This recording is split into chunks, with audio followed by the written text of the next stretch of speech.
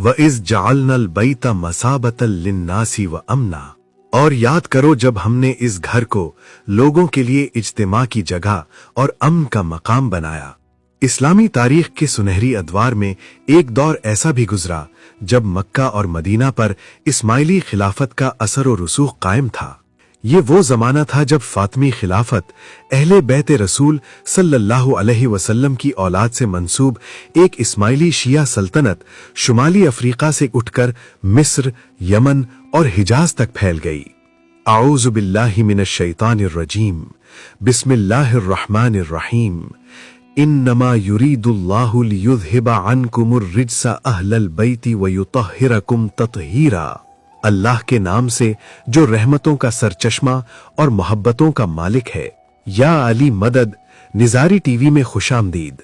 मोहतरम नाजरीन, फातमी खिलाफत का आगाज 909 ईस्वी में हुआ। ये खिलाफत हजरत फातिमातुज़ ज़हरा सलामुल्लाह अलैहा की नस्ल से ताल्लुक रखने वाले इमामों की क़ियादत में कायम हुई। इमाम अल महदी, इमाम अल मुइज़ और इमाम अल मुस्तनसिर बिल्लाह जैसे रहनुमाओं ने इसे मजहबी व सियासी ताकत में तब्दील किया। फातिमी अपने आप को सिर्फ हुक्मरान नहीं बल्कि इमाम वक्त मानते थे, यानी वो रहबर जो ज़ाहिरी व बातनी दोनों इल्म का वारिस है। फातिमी खिलाफत फैटिमिड कैलिफेट एक इस्माइली शिया सल्तनत थी जो 909 से 1171 ईस्वी तक कायम रही। ये खिलाफत इस्माइली इमामों की तरफ से कायम की गई थी जो हजरत फातिमातुज़ ज़हरा अलैहा सलाम की औलाद होने का दावा करते थे। फातिमी खुलफा खुद को इमाम मानते थे और उनकी सल्तनत शुमाली अफ्रीका से शुरू होकर मिस्र, शाम, फलस्तीन, यमन और हिजाज, मक्का और मदीना तक फैली। इस्माइली इमामों जैसे इमाम अल महदी, इमाम अल मुइज़, इमाम अल मुस्तनसिर बिल्लाह ने इस खिलाफत को चलाया और हिजाज पर उनकी हुकूमत तकरीबन एक सदी तक रही, जो मजहबी एतबार से बहुत अहमियत की हामिल थी, क्योंकि इससे उन्हें इस्लामी दुनिया में वक़ार मिला और हज के इंतजामात पर असरअंदाज होने का मौका मिला। फातमियों ने मक्का और मदीना पर बराह रास्त हुक्मरानी नहीं की, बल्कि मकामी शरीफों, शरीफ मक्का के जरिए बिलवासिता कंट्रोल कायम किया, जो उनकी बालादस्ती तस्लीम करते थे। ये कंट्रोल फातमी सल्तनत की तौसीह का नतीजा था, जो मिस्र की फतह 969 ईस्वी के बाद मशरिक की तरफ बढ़ा। हिजाज पर उनकी गिरफ्त अब्बासियों के मुकाबले में एक चैलेंज थी और वहां खुतबा, जुम्मे की नमाज का खुतबा फातमी खुलफा के नाम से पढ़ा जाता था, जो उनकी खिलाफत की अलामत थी। 10वीं सदी 969 से 1000 ईस्वी, इमाम अल मुइज़ 953 से 975 ईस्वी के दौर में मिस्र की फतह के बाद हिजाज पर असर और रसूख बढ़ा। फातमियों ने यमन और बहीरे अहमर के साहिलों पर कब्जा करके मक्का मदीना तक रसाई हासिल की।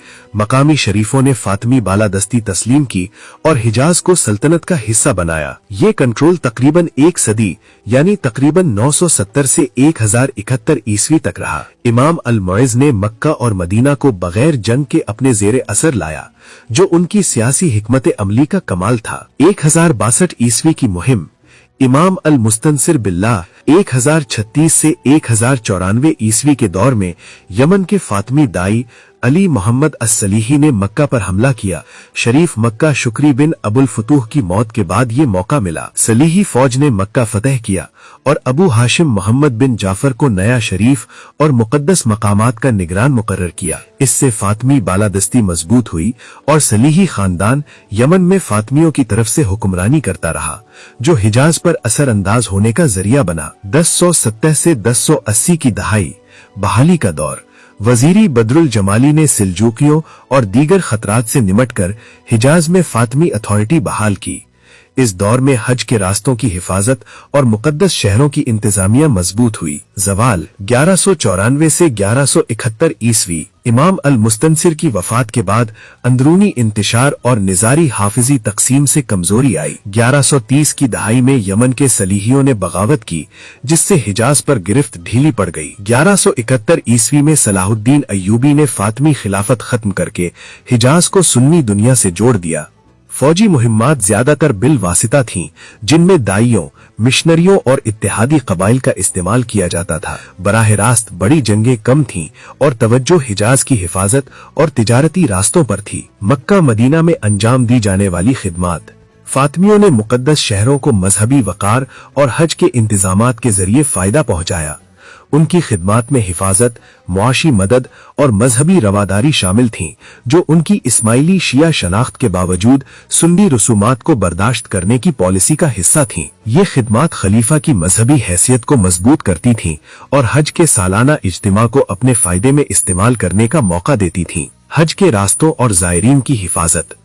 فاطمیوں نے بحیرہ احمر کے ساحلوں اور یمن پر قبضہ کر کے حج کے راستے محفوظ بنائے، جو قبائلی حملوں اور دیگر خطرات سے بچاتا تھا۔ بدر الجمالی کے دور میں ساحلی دفاعی نظام مضبوط کیا گیا، جو حجاز تک پہنچنے والے راستوں کو محفوظ کرتا تھا۔ مقدس مقامات کی دیکھ بھال اور تعمیرات۔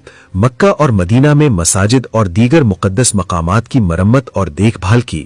مثال کے طور پر کعبے کی چادر کسوہ مصر سے بھیجی جاتی تھی، جو ایک ترواجی خدمت تھی۔ فاطمیوں نے حجاز میں پانی کے نظام اور مسافر خانوں کی تعمیر میں مدد کی، جو زائرین کی سہولت کے لیے تھی۔ معاشی اور انتظامی مدد۔ مقامی شریفوں کو مالی مدد دی، جو مقدس شہروں کی انتظامیہ چلاتے تھے۔ تجارت کو فروغ دیا، خاص طور پر عدن کی بندرگاہ سے، جو حجاز کی معیشت کو سپورٹ کرتی تھی۔ حج کے دوران تحفے اور امداد بھیجی جاتی تھی، جیسے محمل، حج کا خصوصی قافلہ۔ مذہبی رواداری اور حج کی سہولت۔ اسماعیلی ہونے کے باوجود سنی رسومات کی اجازت دی، جو حج کے اجتماع کو ممکن بناتی تھی۔ یہ پالیسی حجاز کی سنی آبادی کو مطمئن رکھتی تھی اور فاطمی خلافت کی مقبولیت بڑھاتی تھی۔ یہ خدمات فاطمیوں کی سلطنت کو مستحکم کرنے کا ذریعہ بھی تھیں، کیونکہ مکہ مدینہ کا کنٹرول اسلامی دنیا میں ان کی حیثیت کو بلند کرتا تھا۔ فاطمی خلافت کا مکہ و مدینہ پر اثر ایک تاریخی حقیقت ہے، ایک ایسا دور